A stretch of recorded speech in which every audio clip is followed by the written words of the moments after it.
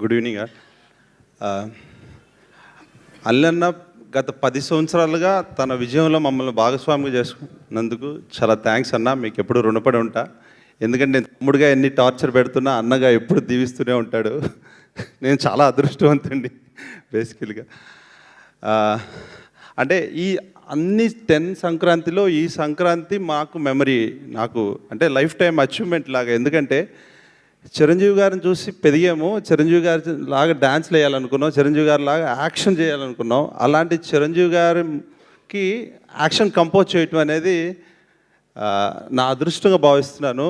దానికి తోడు thank you Anil అన్న, మీకు ఎప్పుడు రుణపడి ఉంటాను. ఎందుకంటే మేము చిన్నవారైనా బాస్ మనసు హనుమంతుడు లాంటిది.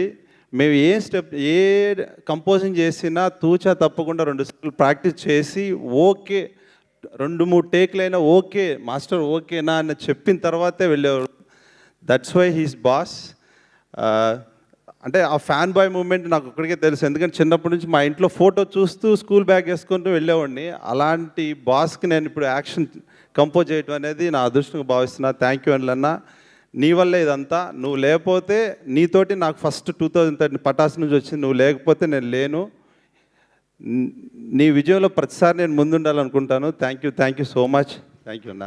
Thank you Sahona, thank you Sai, thank you so much. Sameer అన్న, తమిరాజు గారు,